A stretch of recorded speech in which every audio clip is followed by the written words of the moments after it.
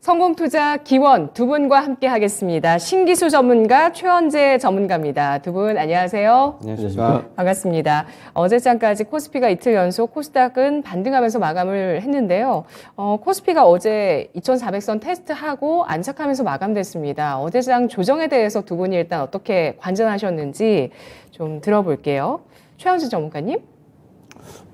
올해 이번 주 같은 경우에는 하단을 2380 정도로 어제 말씀드렸는데, 어제 2380 몇 정도가 저점 장중에 나타났죠. 저는 여전히 보수적이라서 이제는 계속 올라오면 저는 매도다. 2410 무너뜨렸다가 2400 회복한 거 그렇게 큰 의미를 부여하고 있지는 않습니다. 어제 코스닥의 강세는 기술주 전체적인 강세가 나타났다기보다는 2차 전지 쪽이라든가 로봇 관련주 이런 쪽에 강세가 나타나면서 코스닥의 강세를 나타났는데, 저는 이렇게 보고 있어요.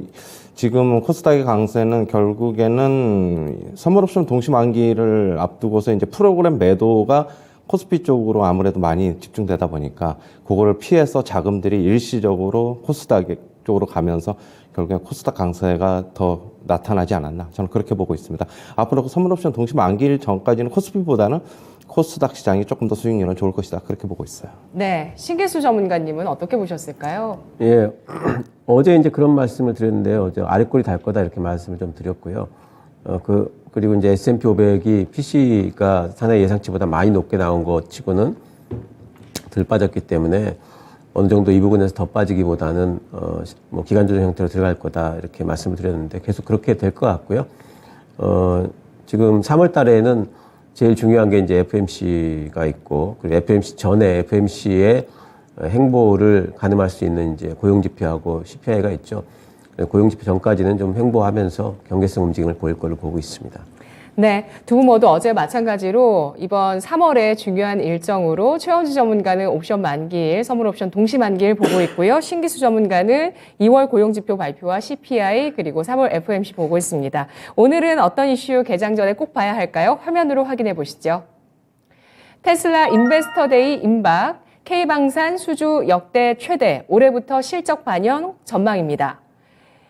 간밤에 테슬라가 5%대 상승을 기록했습니다. 그리고 일론 머스크가 지난 2월 8일에 지구를 위한 완전히 지속 가능한 에너지 미래로 가는 길인 마스터 플랜 3가 3월 1일에 발표됩니다. 여기에 덧붙여서 미래는 밝습니다, 이렇게 트위터에 글을 남기기도 했습니다. 바로 3월 1일 이 인베스터 데이에 마스터 플랜 3가 나올 것이라고 예고를 했는데요. 신기수 전문가님, 시장의 모멘텀 될 수 있을까요?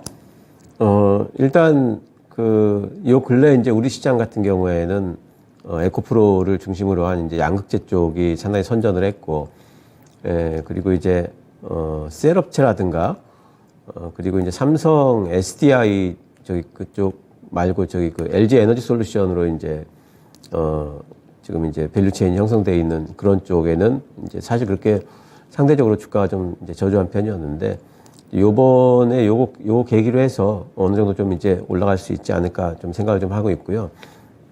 일단 이번 인베스터 데이에서 제일 사람들이 주목하는 부분은 이제 소형 전기차가 나오느냐, 이제 베이비 테슬라라고 얘기를 하더라고요. 네.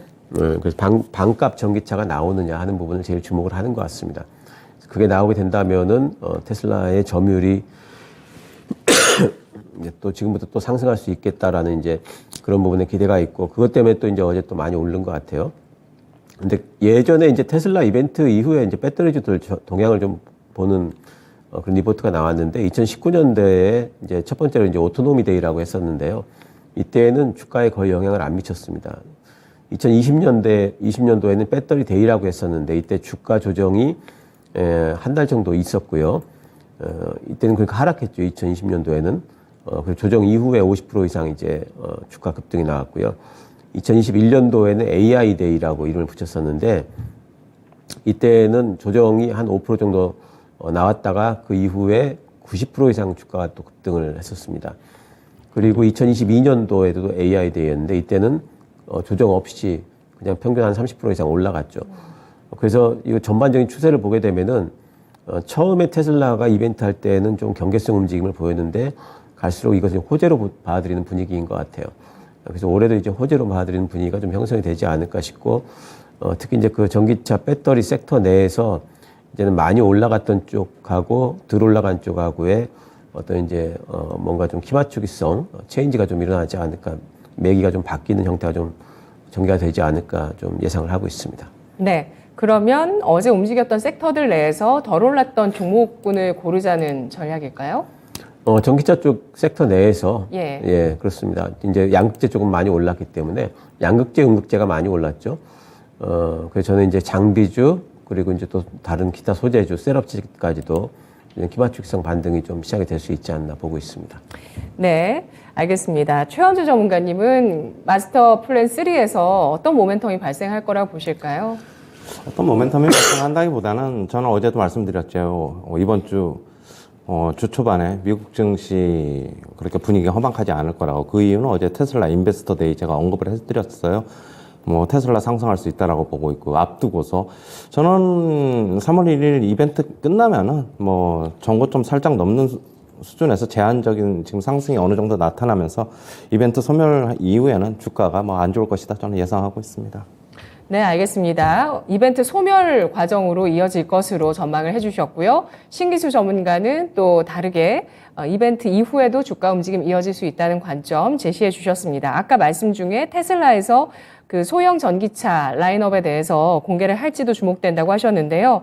우리나라에서도 현대차 기아가 올해 경영 소형 전기차 시장 선점을 위해서 여러 모델들을 출시한다는 소식이 최근에 나오고 있습니다. 레이나 캐스퍼 같은 전기차 모델들을 시작으로 해서 라인업을 올해 확대한다고 하는데요. 관건은 가격이 될 거라고 합니다. 자, 이런 쪽에 대한 전기차의 또 시장 경쟁이 일어났을 때 또 관련한 섹터, 밸류체인에 어떤 영향을 미칠지 관심 있게 지켜보도록 하고요. 첫 번째 이슈 알아봤습니다. 이어서 두 번째 이슈 보겠습니다. K방산 수주 역대 최대, 올해부터 실적 반영 전망입니다. 지난주에 러시아 우크라이나 전쟁 1주년 지나갔습니다. 중국 쪽에서는 핵전쟁에 반대한다, 안 된다라는 입장을 발표하긴 했는데 미국 쪽은 좀 입장이 다른 것 같습니다. 이걸 그대로 믿지 않는 것 같아요. 그러면서 미국에서는 계속해서 중국이 대만을 침공하는 시기에 대해서 전망을 내놓고 있고요. 최근에 나온 게 2027년에 준비를 마치고 대만을 침공할 것이다. 이런 전망을 내놓고 있고요. 최근에 특히 한미일 합동 그 훈련이 굉장히 눈에 띕니다. 우리한테 공개하지 않았던 그 전략 자산들, 무기 같은 것들도 우리나라에 어떻게 운전하는 건지 이런 것들도 공개를 처음으로 했다. 이런 소식들이 나오던데요. 방산 수주 역대 최대였던 부분들이 계속 실적으로 이어진다는 점 주목해 주시네요. 전문가님. 네, 지금 국내 방산업체 수주 잔고가 지금 역대 최대를 기록하고 있습니다. 지금 23조 원에 달하는 것으로 지금 나타났는데요. 지난해 호실적을 기록했죠. 방산 빅4 같은 경우에는. 그러면은 올해도 이제 수주 성과가 본격적으로 반영될 예정이어서 호실적이 올해도 이어질 것으로 좀 보고 있습니다. 방산업계는 지금 수출 호조가 올해뿐만 아니라 향후 5에서 10년간 호황이 계속적으로 이어질 것이라는 전망도 지금 나오고 있습니다. 그 이유는 러시아 우크라이나 전쟁이 끝날 기미가 안 보이면서 지금 계속되면서 전 세계적으로 방산 수요가 계속 늘어날 것이라는 전망이 지금 우세하고 있습니다. 역시 관련주로는 하나에어로스페이스, 한국항공우주, 현대로템, LIG, 넥선 등을 보셔야 되는데 차트 하나하나 보면서 좀 말씀드리도록 할게요. 지금 하나에어로스페이스는 나머지 세 업체들과 지금 주가 흐름이 좀 틀립니다. 저번에도 한번 말씀드렸는데 우주항공 테마 같이 붙어서 그렇다고 제가 말씀드렸고, 네. 지금 하나에어로스페이스 같은 경우는 폴란드와 지금 1차 계약을 했는데 2차로 또 본계약 가능성이 또 지금 나오고 있어요.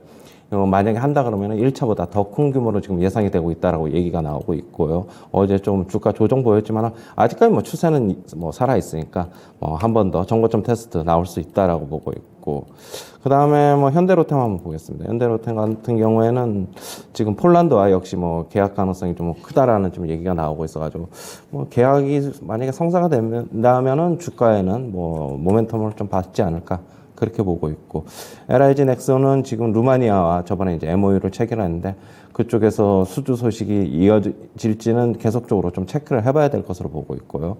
한국항공우주 같은 경우는 말레이시아 최근에 계약을 했는데 다른 또 계약 체결, 수주 계약이 좀 나오는지 여부도 역시 체크를 해봐야 될 것으로 보고 있습니다. 지금 박스권 하단 뭐 3사들 모두 이렇게 있는데 일단은 기술적 반등은 저는 좀 가능해 보인다 그렇게 보고 있습니다. 네, 말씀하신 하나 에어로스페이스를 제외하면 나머지 보여주신 종목들은 모두 뭐 박스권 하단이라든지 아니면 장기 이평선 200일선에 걸터 있는 모습을 보여주고 있습니다.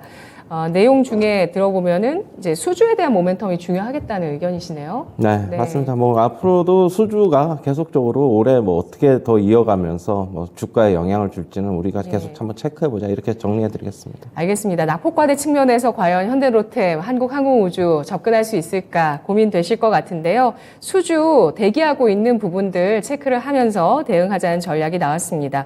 신기수 전문가님, 지난주에 윤석열 대통령이 원전 방산을 적극 지원해서 올해 수출을 반드시 플러스로 만들 것이라고 발언했고요. 여기에 더불어서 뭐 여타 12개 분야를 얘기했어요. 원전, 방산, 건설, 바이오 등등 얘기를 했는데요. 방산 쪽 보겠습니다. 조정을 꽤 받지 않았습니까? 어떻게 보십니까? 방산 쪽은 뭐 다들 지금 뭐 바닥권까지 내려와 있다라고 보고 있고요.